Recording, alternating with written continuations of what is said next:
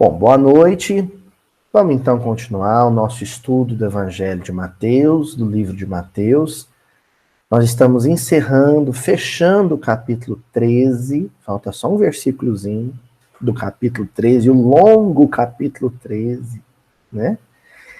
E nós estamos naquela passagem em que Jesus deixa os companheiros em Cafarnaum, após uma sequência de parábolas, de pregações que ele realizou, e se desloca até uma cidade próxima, que é a cidade onde ele cresceu, a cidade de Nazaré. Essa é a passagem que nós estamos estudando. Na semana passada, nós começamos a estudar um versículo e não terminamos. Hoje nós vamos continuar no mesmo versículo, né? Que é o versículo 57, que diz assim: e se escandalizavam por causa dele. Jesus, porém, lhes disse: não há profeta sem honra, a não ser em sua pátria e na sua casa. Então, gente, a semana passada a gente viu a parte do escândalo, né? E hoje nós vamos ver a expressão sem honra. Por que nós resolvemos estudar esse versículo em duas etapas? Por que nós decidimos estudar esse versículo em duas partes? Porque eles tratam de sentimento, de emotividade humana. O Evangelho é um manual de comportamento, é um manual de diretivas, de normativas no campo das emoções. Se vocês me perguntarem para que serve o Evangelho e eu tiver que responder em poucas palavras e rápido, para educar nossas emoções. E por que é importante educar nossas emoções? Porque a emoção é a base, é o calcanhar de Aquiles, é o pé. Pelas nossas emoções é que nós tropeçamos nas pedras de tropeço, nas armadilhas do caminho.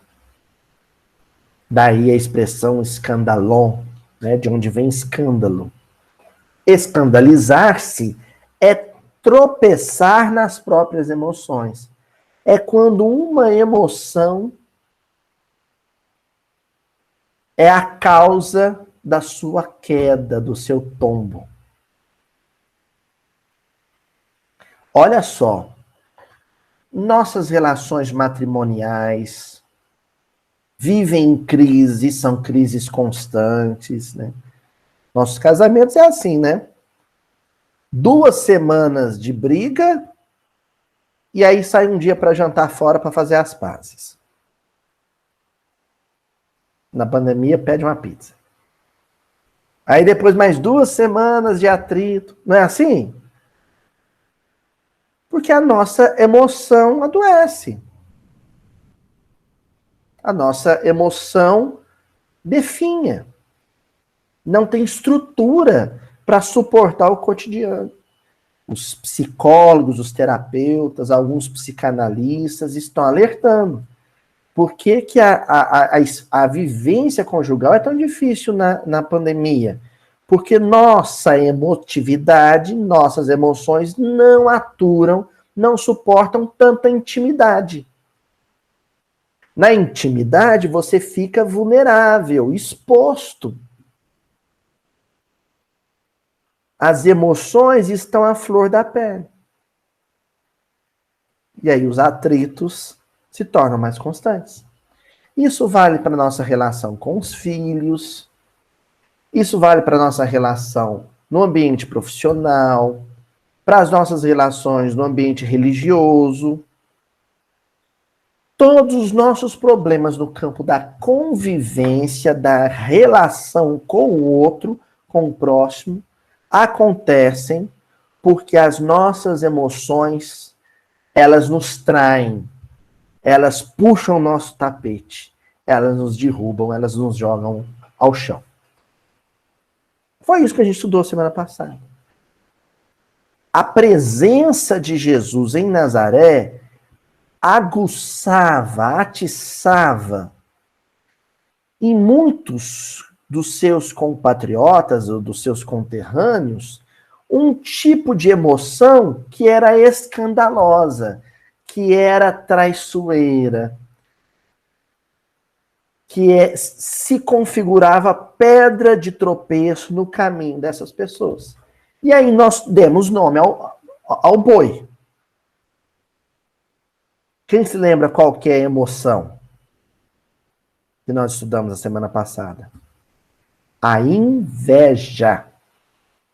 A inveja, né? Então essas pessoas, elas se incomodavam com Jesus, porque a inveja é um sentimento, é uma emoção, né? Que nos acomete quando aquilo que a pessoa possui, o outro possui, ou aquilo que o outro é, me lembra das minhas limitações. Eu não sei lidar bem com limitações, eu me sinto frustrado. E aí, saber que o outro tem coisas que eu não tenho, que eu não posso ter, que existe um limite financeiro ou material para que eu tenha.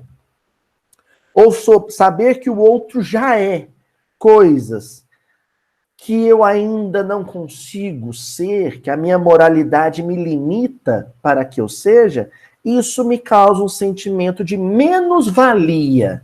Sabe o que é o sentimento de menos-valia?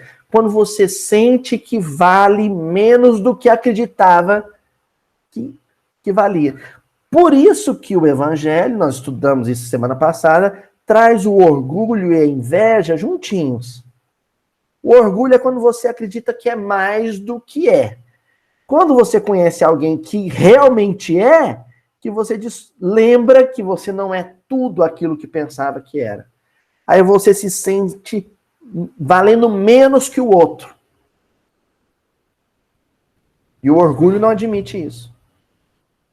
Daí vem a inveja. Disso decorre a inveja. Ficou claro isso semana passada, gente? Pois bem, acontece que a inveja faz com que você se incomode com as virtudes do outro, com os valores do outro, com os talentos do outro. E aí você se mobiliza para não reconhecer, e agora nós vamos focar naquela inveja quanto àquilo que o outro é, né? Quando a gente tem inveja das virtudes e dos talentos e das habilidades que o outro tem. Então você se esforça para não reconhecer publicamente que esses talentos, essas qualidades, essas virtudes existem. Você se esforça para não considerar as virtudes, os talentos e as qualidades do outro. Esse não reconhecimento, essa desconsideração, é a razão dessa ausência de honra que o versículo menciona. Honrar alguém é reconhecer a importância, o valor desse alguém. Honrar alguém é considerar as qualidades e as virtudes desse alguém. É valorizar, é respeitar essas qualidades e essas virtudes.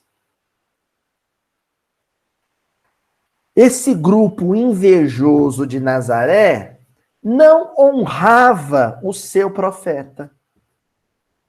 Não reconhecia o valor, a grandeza de Jesus. Nazaré, ou parte de Nazaré, não sabia respeitar, reconhecer, valorizar, aplaudir, louvar o Messias que estava diante deles.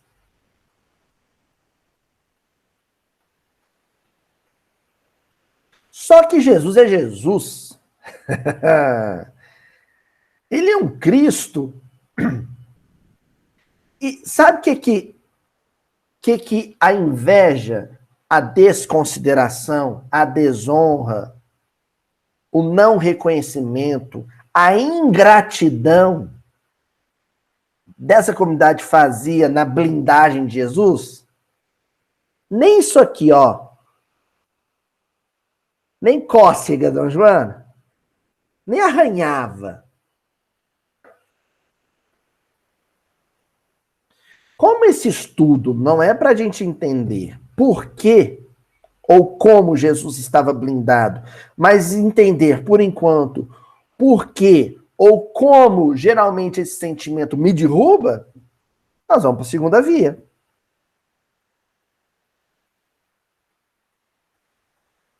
Porque sim, se existe uma ação, existe uma reação.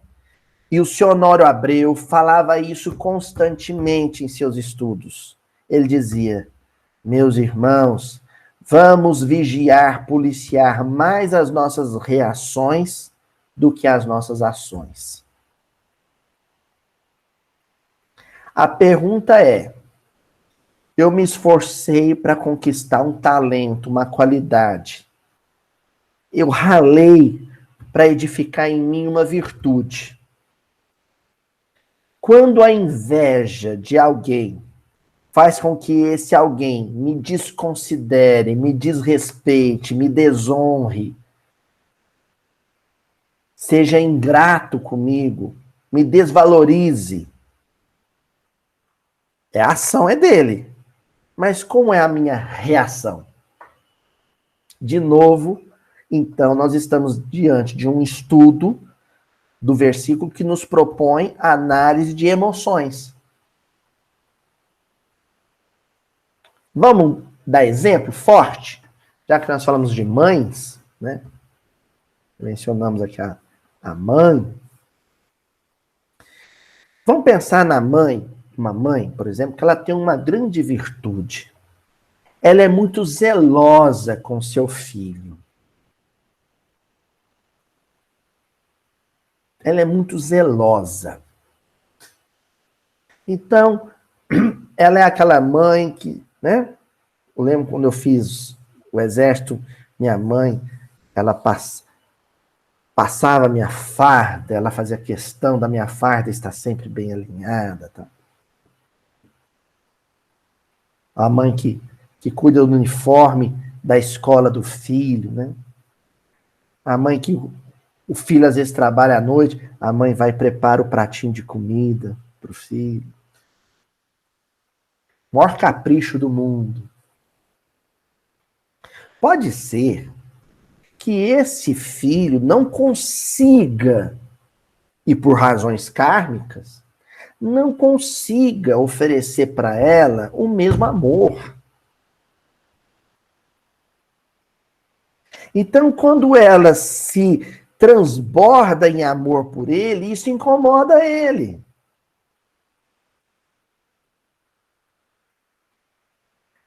Já lhes ocorreu isso? Vocês já repararam, assim, casos? A mãe que dá tanto carinho pro filho, o filho só dá patada, só dá coice. Que, na verdade, aquele amor dela, transbordante, incomoda esse filho. Sabe o que ele sente? Inveja.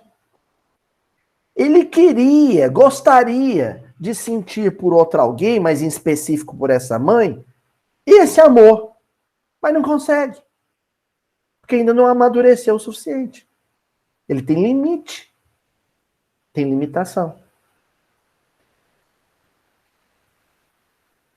Então ele não pode reconhecer esse amor.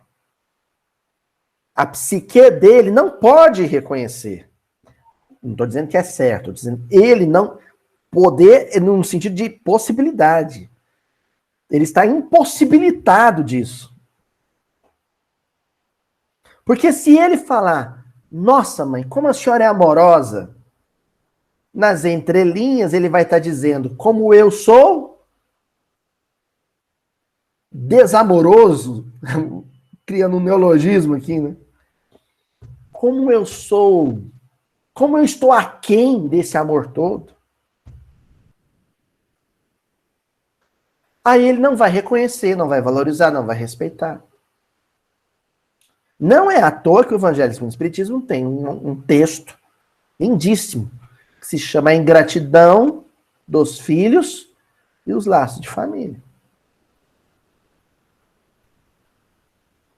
Aí tem mães que amadureceram a sua emotividade, o seu sentimento. E eu tô falando mãe, mas vamos estender para os pais também. Amadurecer a tal ponto a sua emotividade que a semelhança de Jesus, aquele desrespeito, aquela falta de reconhecimento, aquela falta de valorização, nem arranha ela. Vou dar um exemplo de livro. Vocês se lembram do quanto Tassiano Varro era ingrato com o Quinto Varro no livro Ave Cristo? Quem leu Ave Cristo vai lembrar disso. Aquele pai era amor puro. Ele transbordava amor pelo filho. Como é que o filho retribuía? Retribuía mal. Ele não sabia receber aquele amor todo. Mas o Quinto Varro mantinha o equilíbrio, a sanidade.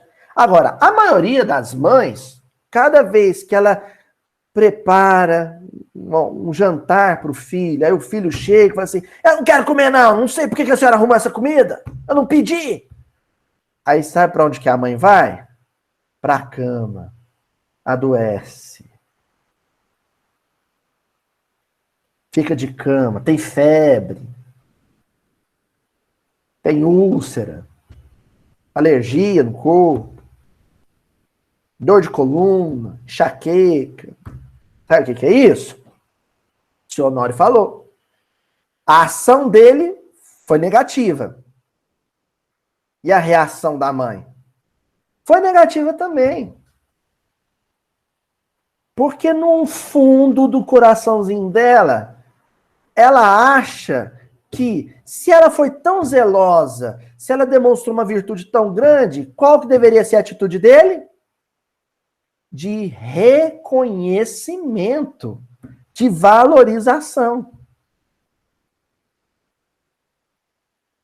E agora eu vou dar uma notícia que às vezes vai desagradar um ou outro.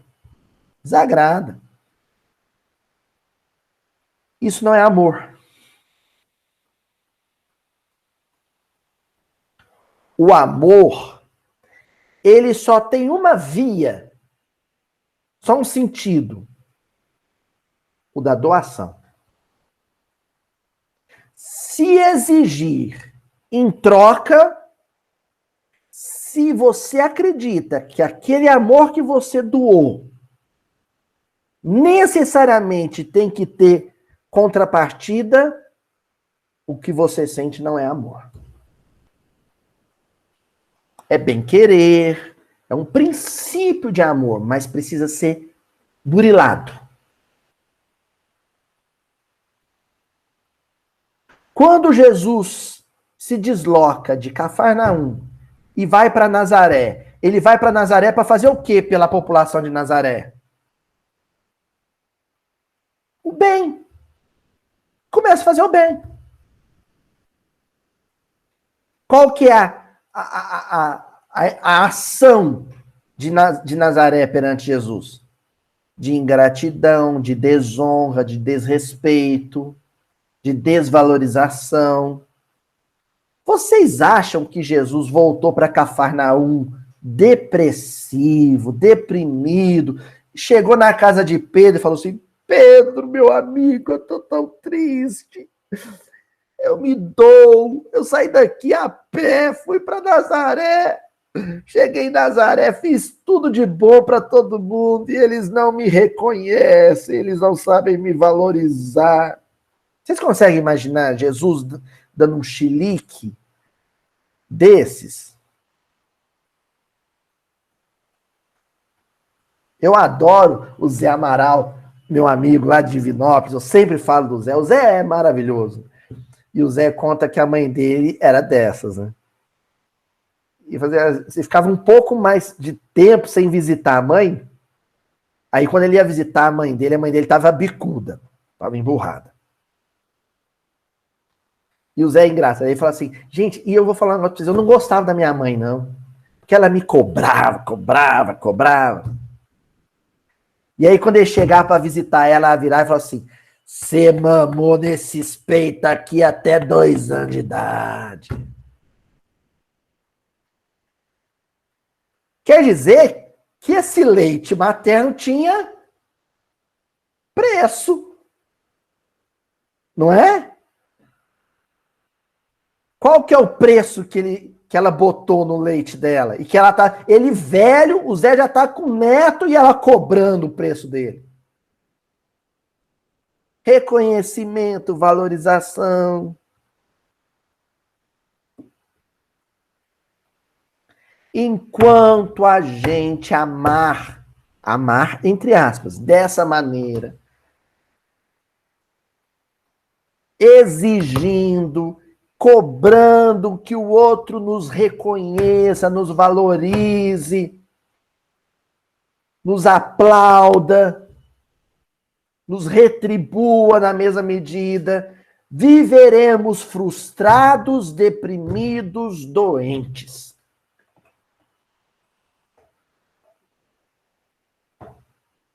O outro não tem obrigação nenhuma de retribuir a você o amor que você deu. Amor só se doa, não se troca, não se negocia. Amor não é moeda de troca. Aquela fala lá do Saint-Exupéry no Pequeno Príncipe, né? A raposinha fala, ficas eternamente responsável por aquilo que cativas. Isso é humano, é rasteiro. O amor do Cristo só vai.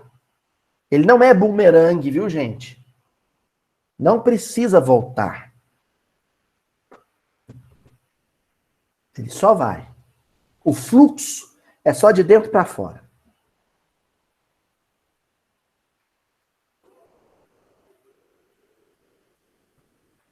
Tem um textinho que nós vamos trabalhar hoje ainda, né? Eu ainda estou na fase da introdução para a gente lidar com essa questão da emoção. Que nós vamos falar sobre essa necessidade nossa de também receber amor, né? É bom receber amor? Ser valorizado, ser reconhecido, ser considerado? É muito bom. É bom quando acontece.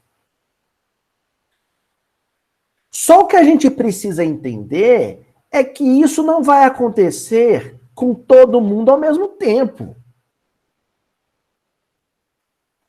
Porque as pessoas estão em graus diferentes de maturidade.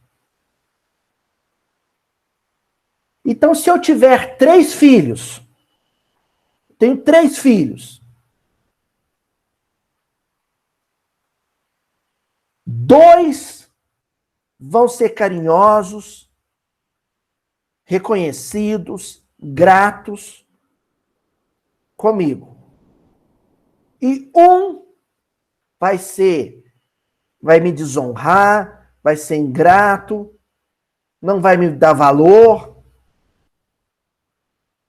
Eu tenho que ser feliz com o amor que eu recebo dos outros 2. Por quê? Porque os 3 não estão no mesmo nível. Entenderam? Então Jesus, como é que era lá em Cafarnaum? Pedro, João, né? João amava tanto Jesus que na última ceia, né? No Pêssar, no Seder de Páscoa, né? De Pêssar, João encostou a cabeça no peito de Jesus, Jesus conversando com os discípulos e acariciando o cabelo de João. É ternura demais. Vocês acham que os irmãos de Jesus tinham esse nível de carinho com Jesus? Não tinha. Mas Jesus sabe entender isso. Tá certo isso, gente? Vamos para os textos, então? Então, ó, hoje nós vamos falar disso. Qual é a maneira mais madura, mais emocionalmente saudável de reagir à ingratidão e à desconsideração dos outros? Sobretudo dos invejosos. Como? Vamos começar então com o Livro dos Espíritos, o livro quarto, a parte quarta, no capítulo 1, Penas e Gozos Terrestres. Lá tem a questão 937. Kardec pergunta assim para os espíritos: para o homem de coração, ó, o homem de coração, o que Kardec está lembrando na pergunta? Que todo homem tem sentimento, emotividade. A gente sente, se emociona. Então, para o homem de coração, as decepções oriundas da ingratidão e da fragilidade dos laços da amizade não são também uma fonte de amarguras? Lógico.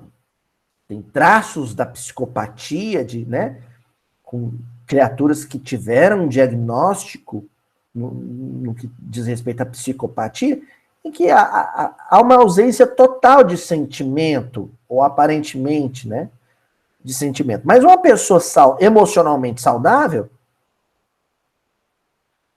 ela sente quando alguém a desconsidera, um amigo que a desconsidera.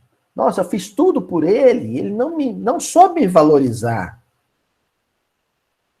Não soube me reconhecer. É um sentimento ruim. Kardec está só querendo confirmar isso com os espíritos. Isso é uma prova? Uma expiação? Isso é um peso? É um fardo para o espírito? A gente pode considerar isso como uma das grandes amarguras da vida? Nós vamos ver a resposta dos espíritos aqui, mas de antemão já posso dizer para vocês, eu acho que é a maior. Tem, para uma mãe, vou falar de novo das mães e dos pais, para uma mãe, para um pai, tem dor maior que a ingratidão do filho? Não tem. Não tem. É a maior dor do mundo.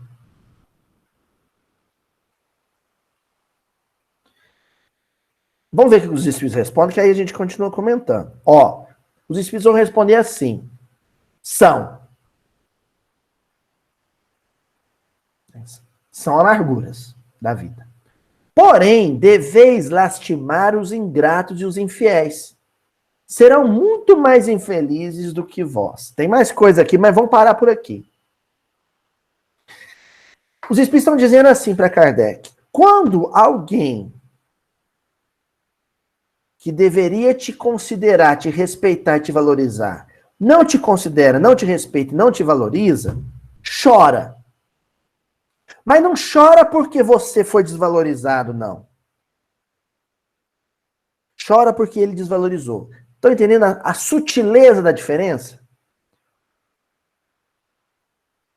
Uma coisa é você chorar por aquilo que sofreu. Outra coisa é você chorar por aquilo que o outro fez você sofrer.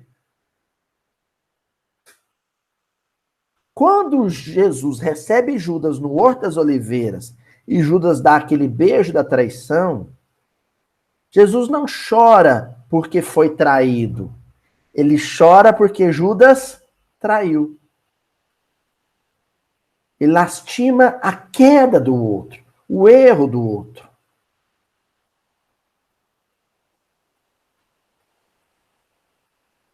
A ingratidão do outro. Você me ouviu tanto tempo, Judas, e ainda assim foi capaz de fazer isso. É isso que Jesus está lastimando. Quando ele chora no Horto das Oliveiras, já sabendo que a população de Jerusalém, a mesma que tinha recebido ele com ramos, vai pedir para soltar Barrabás, Jesus não chora porque, por ele, sabe? Lastimando ele. Eu não fui valorizado, não souberam me valorizar. Não. Ele chora, nossa, vão sucumbir novamente. É isso que ele está lastimando. E é isso que os espíritos dizem que a gente tem que lastimar. A queda do outro. E aí eles continuam. A ingratidão é filha do egoísmo. E o egoísta topará mais tarde com corações insensíveis como o seu próprio foi. Eita! Sabe qual que é o grande problema do egoísta? É não ser o único. O grande problema para o egoísta é que ele não é o único. Porque se ele fosse o único egoísta do universo, ele só faria os outros sofrerem.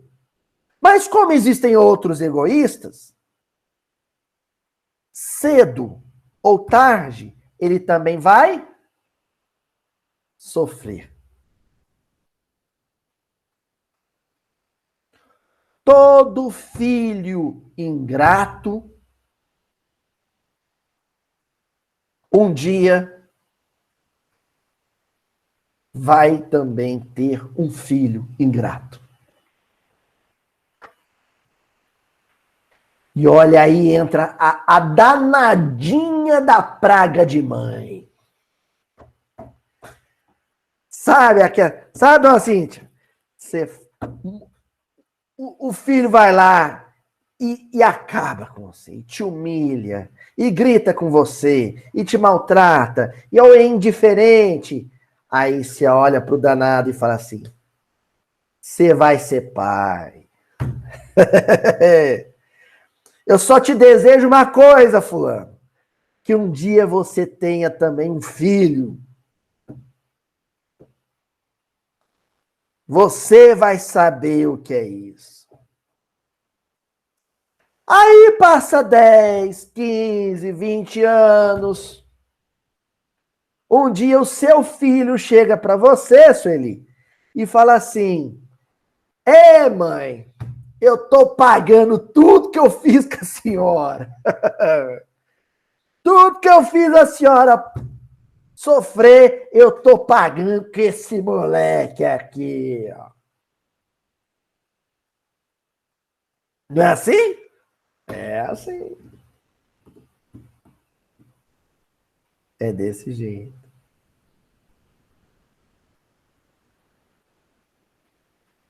O Chico esse dia teve uns pesadelos. Ou então, quando ele não quer dormir, eu levo ele para minha cama para dar mamadeira para ele. Ele dá umas butinadas na minha costela, né?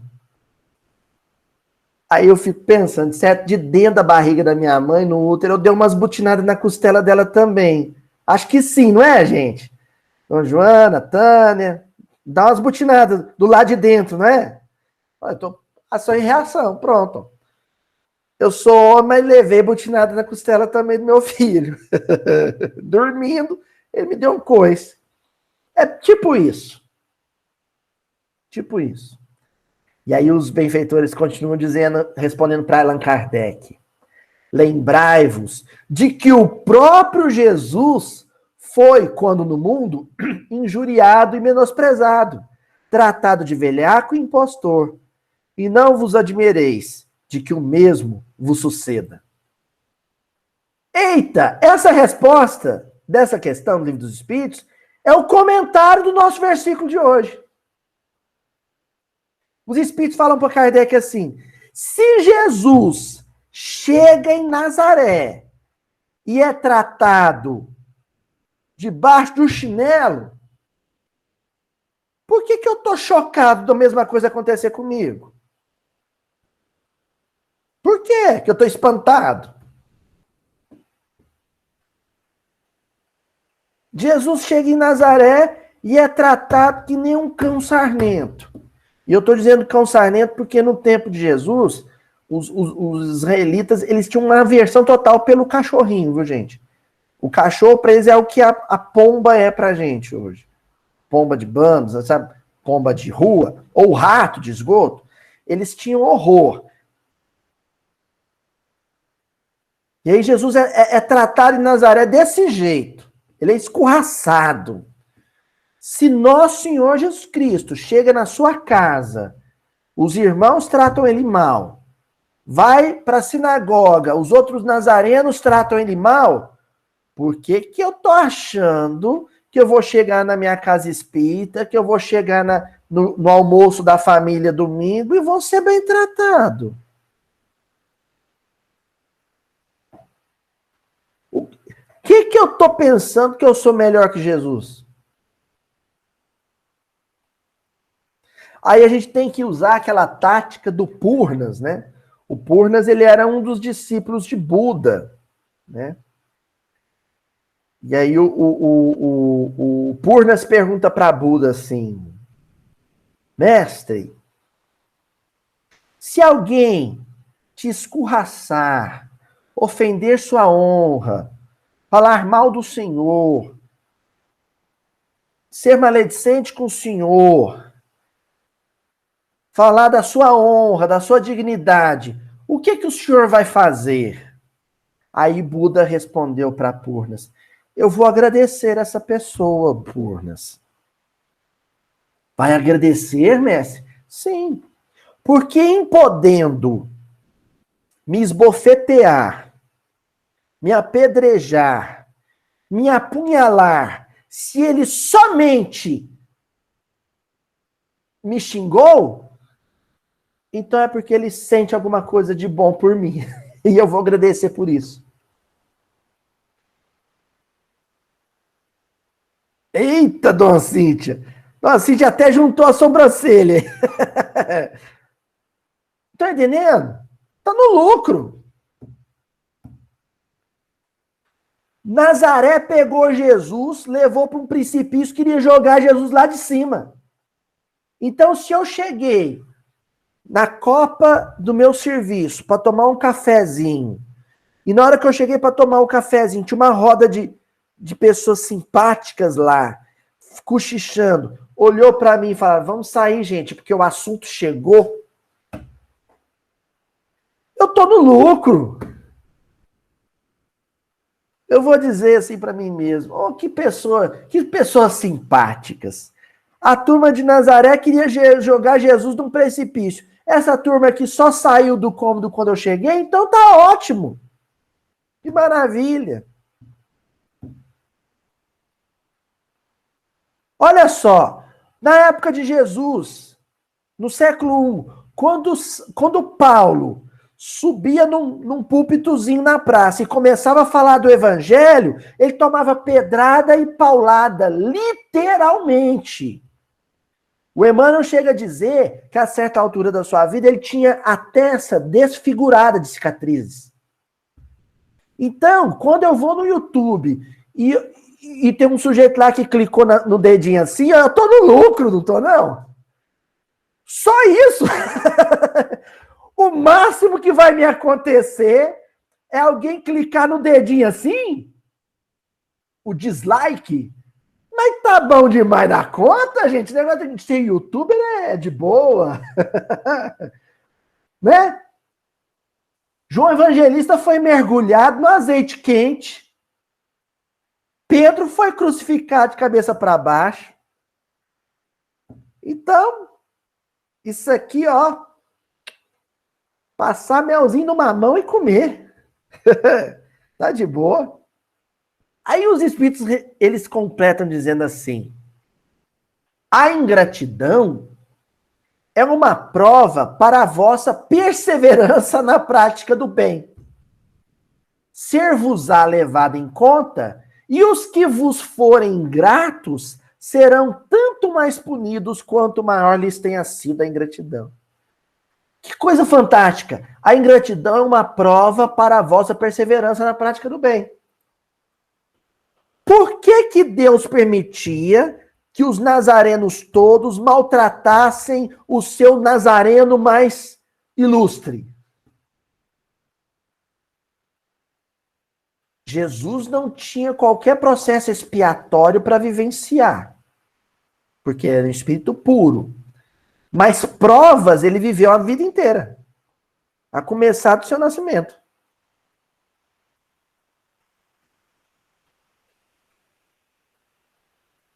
Então, era uma prova. Ao superar essa prova, Jesus reafirmava junto aos seus, junto à humanidade, o seu valor. Todas as vezes que eu conseguir reagir de maneira positiva a uma atitude negativa de ingratidão e desvalorização, eu posso dizer para minha consciência antes de dormir: eu superei uma prova. Eu venci. Não é isso que Jesus disse para os discípulos? Eu venci o mundo? Não é essa a frase dele? Eu venci o mundo. O que é isso, vencer o mundo?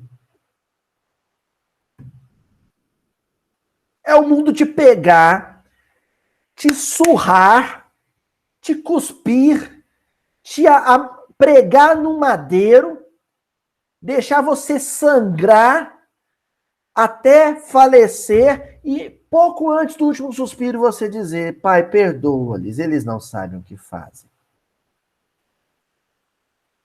Eu venci o mundo. A minha reação foi extremamente positiva perante a reação negativa de todo mundo. É aquilo que alguém mencionou aqui, vou até dar uma olhada aqui. Aqui a Elaine está lembrando, né?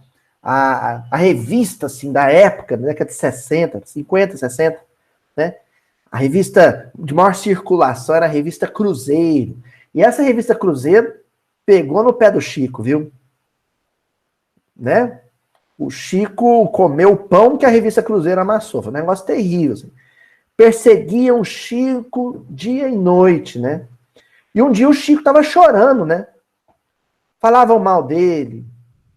E o Chico chorando. E aí o Emmanuel falou assim: por que você está chorando? Ah, porque a revista Cruzeiro novamente publicou uma matéria falando mal de mim, dizendo que eu sou impostor, um charlatão. Aí o Emmanuel falou assim: ah, então você foi parar na revista Cruzeiro, Chico? Fui. Matéria de capa. Aí o Emmanuel falou assim: mas tá, então tá ótimo, porque Jesus foi para a cruz. Você foi só para a revista Cruzeiro, então você tá de boa, Chico. Tá no lucro. Não é assim? Maravilha. Tipo isso. Então, ó, vamos agora para a questão 938, ainda a questão do Livro dos Espíritos. Kardec pergunta: as decepções oriundas da ingratidão não serão de molde a endurecer o coração e a fechá-la à sensibilidade? Então aqui Kardec é tão inteligente que na pergunta ele já faz uma análise psicológica do ofendido.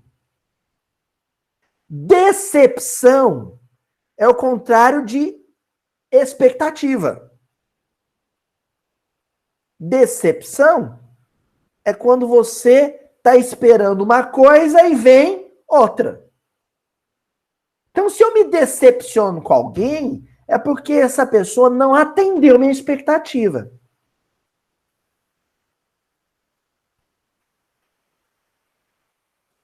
Eu pego, faço um sacrifício, né?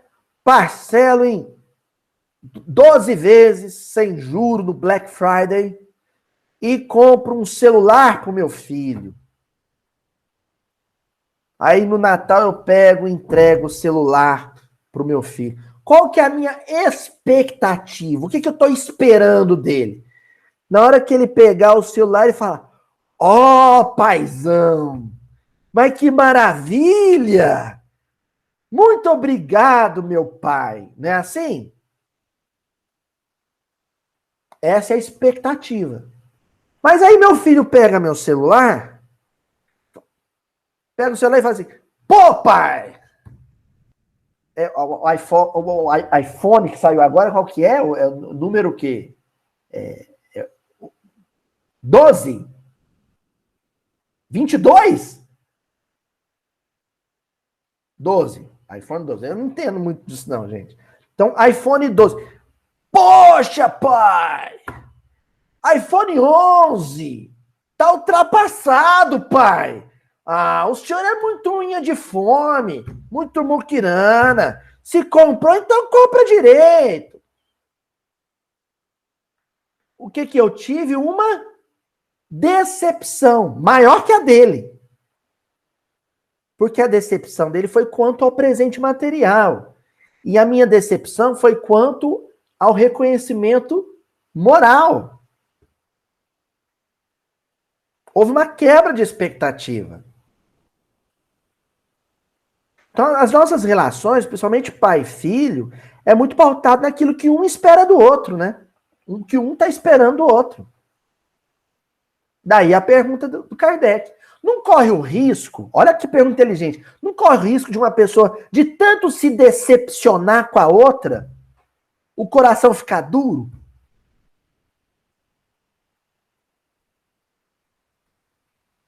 Que pergunta inteligente, né? De tanto o outro não me valoriza. No casamento isso também acontece, né? De tanto o outro, a esposa, né? O marido não valoriza, não reconhece, não sabe elogiar um arrozinho, sabe? Esquece a data de aniversário de casamento, sabe? Ela às vezes se maqueia, se penteia, né? E aí o homem chega em casa e fala, onde você vai, mulher? Morreu alguém? Vai no velório? Né?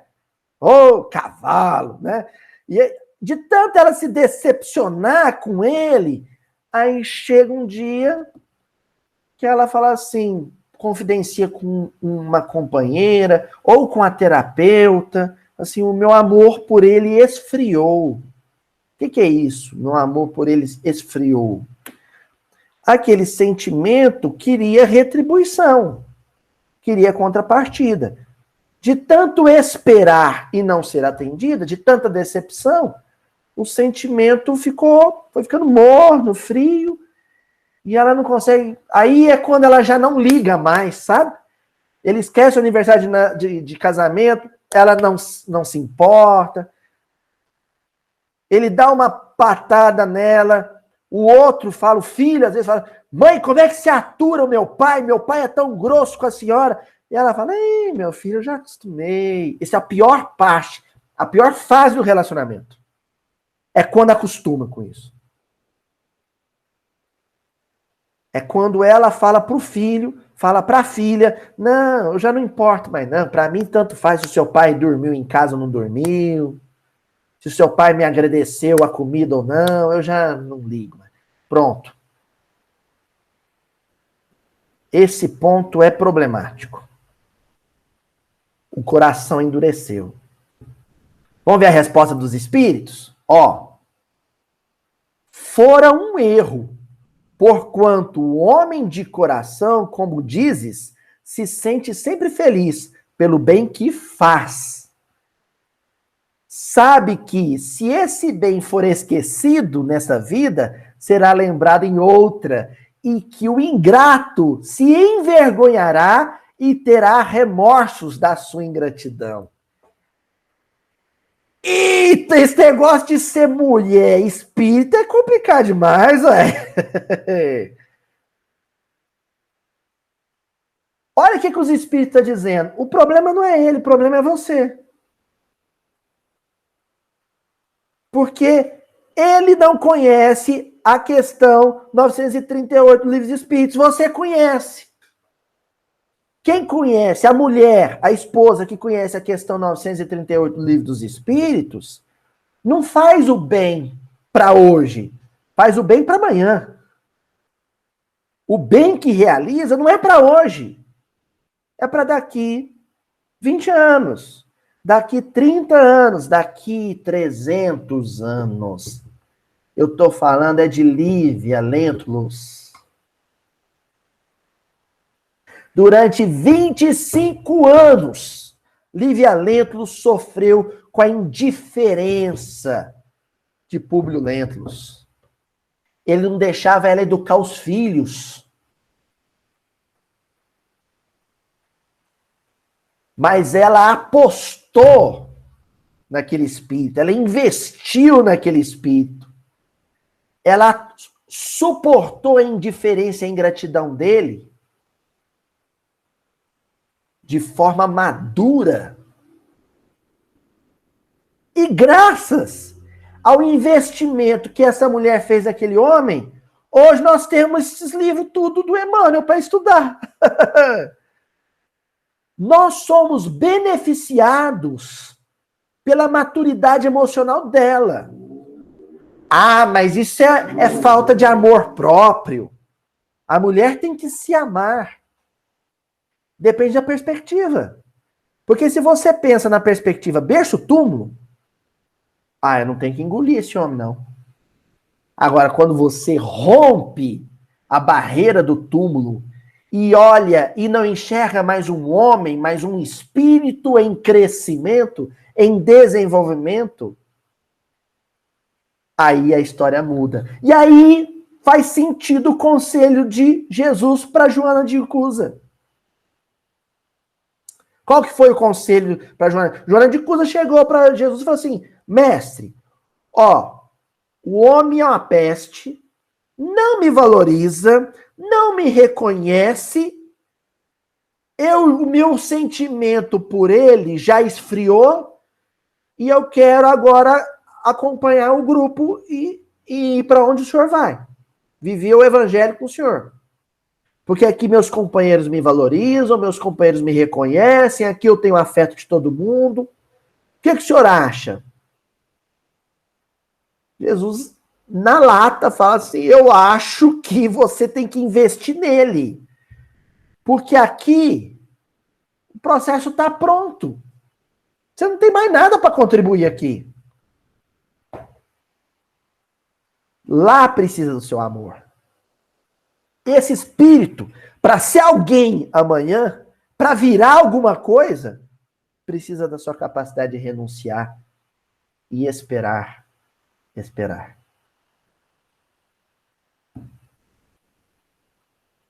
A personagem Gracinha foi pautada nessa aposta. Ela aposta nele. Né? Aqui eu estou me dirigindo a quem já leu o livro Morro Alto, né? Então, a personagem Gracinha, a mãe não queria que ela investisse no Zeferino, né? No noivo. O padrinho dela, o Antônio Nogueira, não quer que ela aposte nele, que ela invista nele.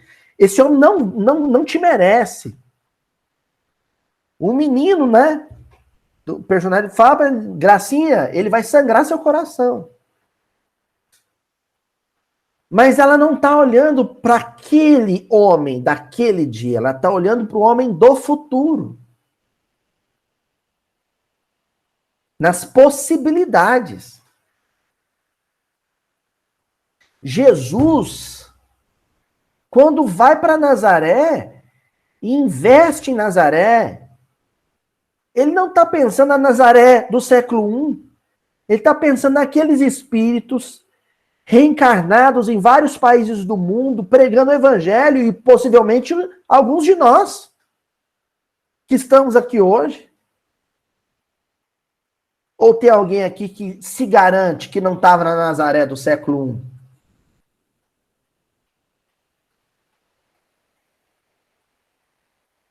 Quem aqui pode garantir que não tentou tacar Jesus de cima de um precipício? Então, algo parecido, se eu não fiz com Cristo diretamente, eu fiz com algum outro benfeitor em algum momento.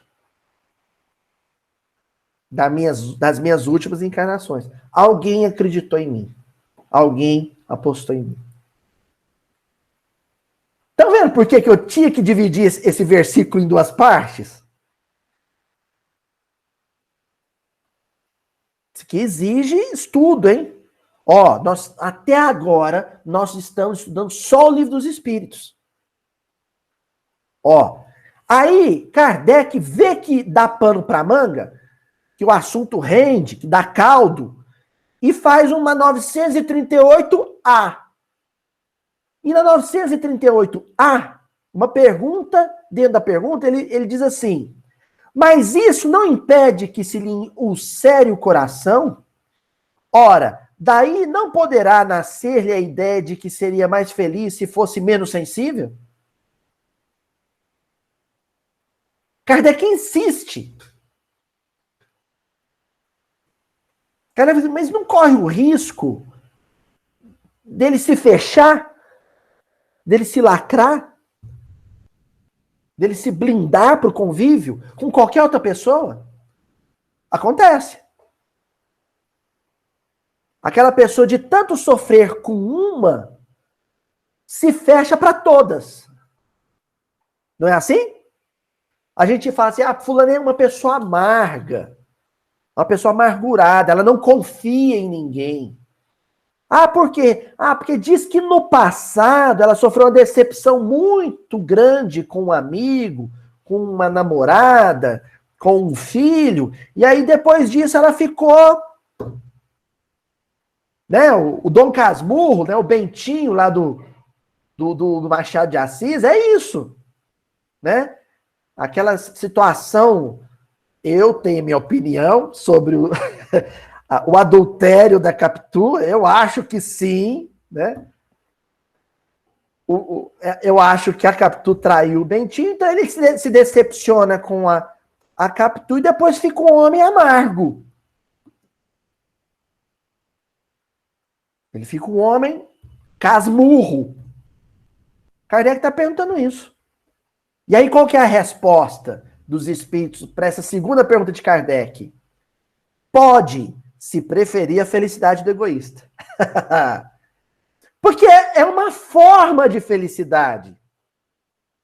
Quando você se fecha no casulo, quando o caranguejo corre para dentro da toca, de certa forma você vai ser feliz. Porque aí ninguém mais vai te machucar. Pronto.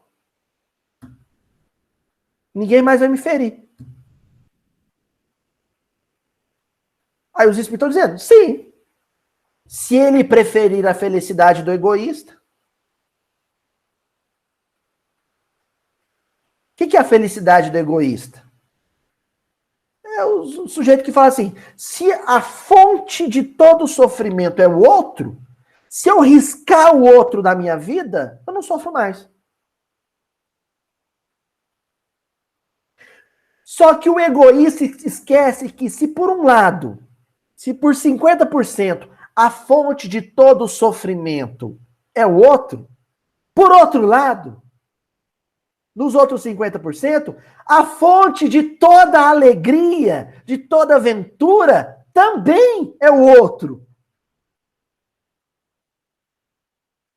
Entenderam?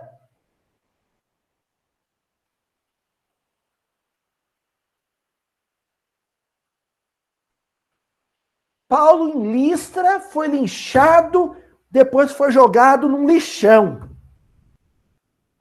E foi isso que salvou ele, porque pensaram que ele estava morto, senão tinha... A cidade inteira apedrejou ele. Mas foi em Listra também que ele conheceu um dos corações que ele mais amou na vida, Timóteo.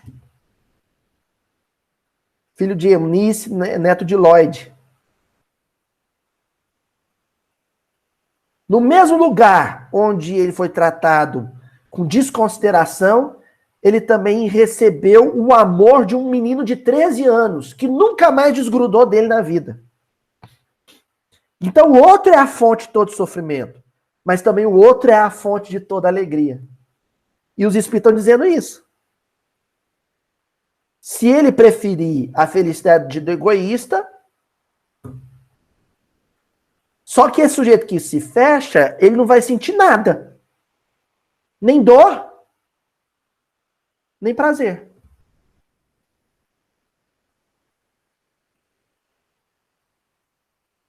É um zumbi, Walking Dead. Não sente nada, morreu. Com o corpo. O espírito morreu com o corpo. E aí os espíritos continuam dizendo para Kardec. Triste felicidade essa, né? Saiba, pois, que os amigos ingratos que o abandonam não são dignos de sua amizade e que se enganou a respeito deles. Assim sendo, não há de que lamentar o tê-los perdido. Mais tarde achará outros que saberão compreendê-lo melhor.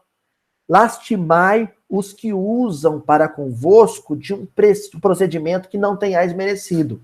Pois bem triste se lhes apresentará o reverso da medalha. Não vos aflijais, porém, com isso. Será o meio de vos colocardes acima deles.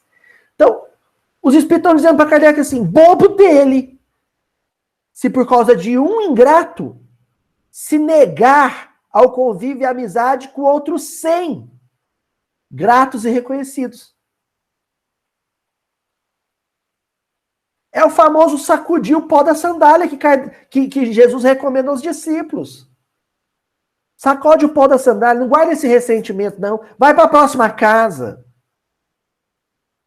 Vai para a próxima cidade. Vai conhecer outros. O amor que esse não quis te devotar, o outro vai querer. Todos os meus filhos me maltratam, mas meu marido é um carinho só. Pronto, ó, beleza. Meu marido me maltrata, mas meus filhos nossa senhora, me carrega no colo. Que beleza. Minha família inteira me maltrata. Ah, mas o pessoal lá do centro tem um carinho comigo.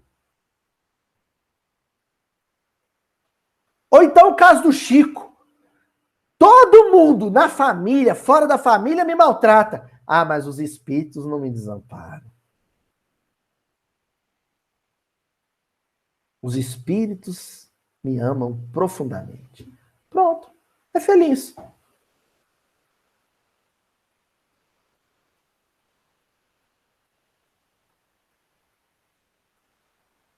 Trinta e 9 bastonadas Jesus recebeu de imediato no Sinédrio. E continuou apanhando, levando açoitada, paulada, até chegar no Calvário. Mas uma mulher, Verônica, pegou um pano e secou o suor e o sangue dele. Pronto. Bastou esse gesto de carinho para que Jesus se sentisse amado. E isso bastasse. O Cirineu, obrigado, constrangido, pegou a cruz e carregou. O percurso da Via Cruz. Pronto. Jesus se sentiu amado. Sabe o que Jesus fazia com os pães e os peixes? Ele também fazia com o carinho das pessoas. Ele multiplicava.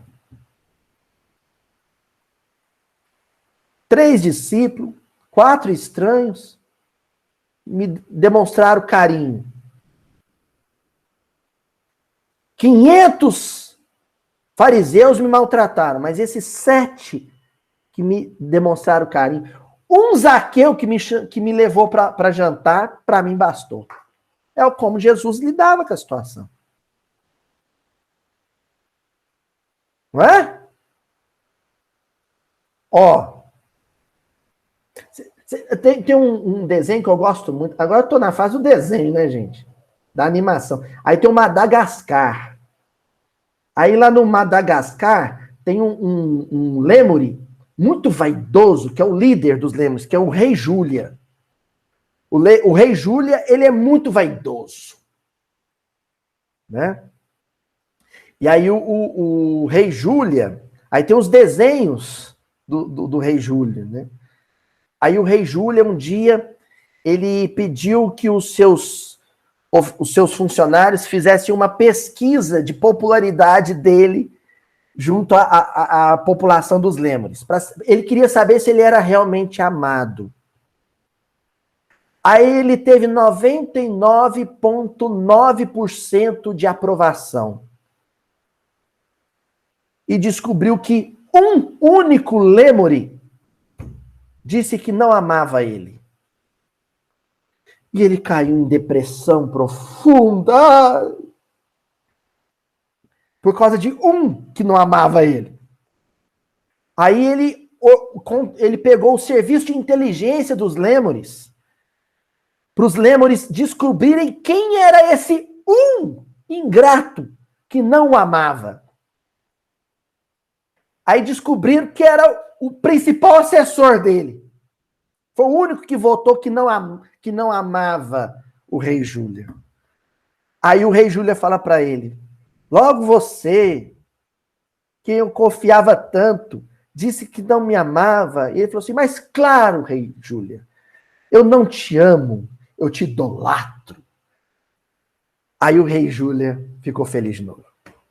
A gente é tipo o rei Júlia.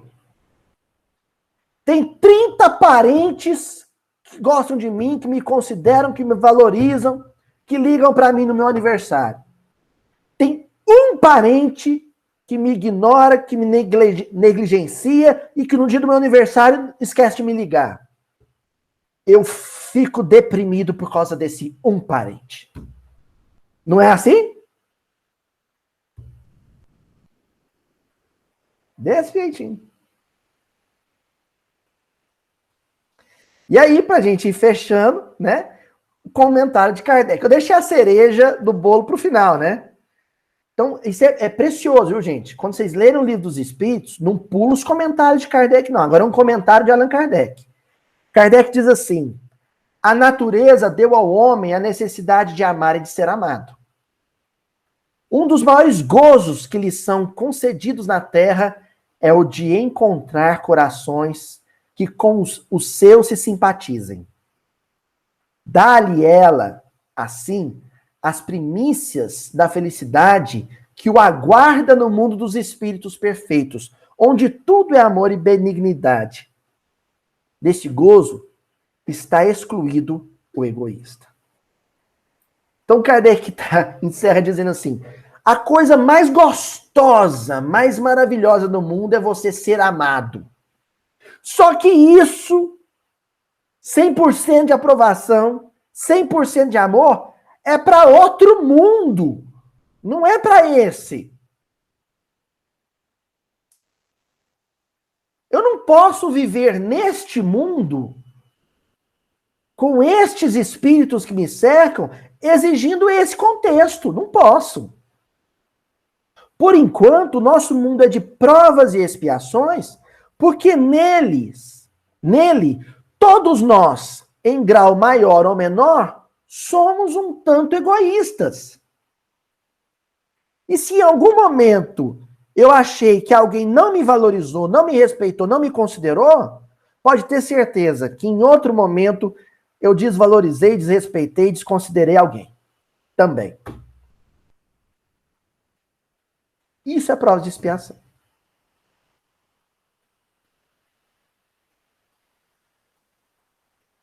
Então, o que eu tenho que fazer é me policiar, me vigiar. Eu não posso desvalorizar, desconsiderar e desrespeitar ninguém. Eu não posso ser ingrato com ninguém.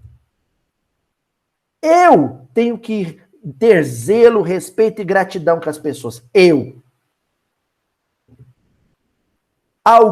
E aí, para encerrar com João Guimarães Rosa, né?